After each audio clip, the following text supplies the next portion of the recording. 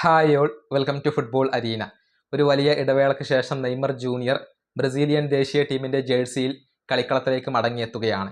നാളെ സ്കോട്ട്ലാൻഡിനെതിരെ നടക്കുന്ന മത്സരത്തിൽ നെയ്മർ കളിക്കും എന്നുള്ള കാര്യം ഉറപ്പായിട്ടുണ്ട്. സ്റ്റാർട്ടിംഗ് 11-ൽ ഉണ്ടാവില്ല, മറിച്ച് പകരക്കാരന്റെ രൂപത്തിലായിരിക്കും നെയ്മർ ജൂനിയർ കളിക്കുക.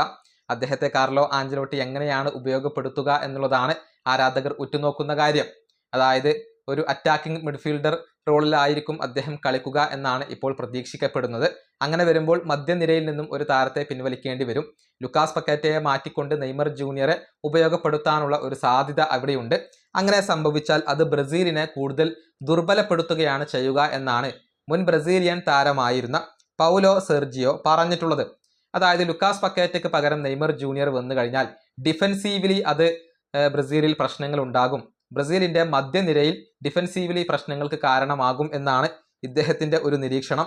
അദ്ദേഹത്തിന്റെ വാക്കുകൾ ഇങ്ങനെയാണ്: മധ്യനിരയിൽ നിന്നും ലുക്കാസ് പക്കേറ്റയെ ഒഴിവാക്കി പകരം നെയ്മറെ അവിടെ കളിപ്പിച്ചാൽ ടീമിനകത്തുള്ള പ്രശ്നങ്ങൾ രൂക്ഷമാവുകയാണ് ചെയ്യുക.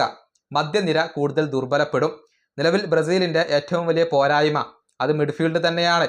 എതിരാളികളുടെ നീക്കങ്ങൾ എല്ലാം തന്നെ മധ്യനിരയിൽ നിന്നാണ് ഉണ്ടാകുന്നത്.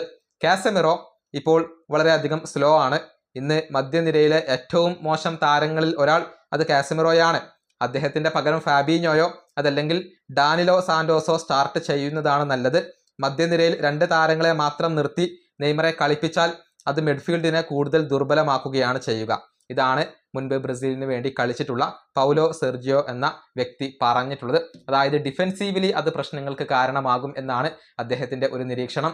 മധ്യനിര ഇപ്പോൾ മോശമാണ് എന്ന കാര്യത്തിൽ സംശയങ്ങൾ ഒന്നുമില്ല. കഴിഞ്ഞ 2 മത്സരങ്ങളിലും ഏറ്റവും കൂടുതൽ വിമർശനങ്ങൾ ഏറ്റുവാങ്ങേണ്ടി വന്ന ബ്രസീലിന്റെ ഡിപ്പാർട്ട്മെന്റ് അത് മധ്യനിര തന്നെയാണ്. പ്രത്യേകിച്ച് കാസമിറോ കാര്യമായി ഒന്നും കോൺട്രിബ്യൂട്ട് ചെയ്യുന്നില്ല എന്നുള്ളത് ആഞ്ചലോട്ടിയെ സംബന്ധിച്ചിടത്തോളം ഒരൽപ്പം തലവേദന ഉണ്ടാക്കുന്ന കാര്യമാണ്.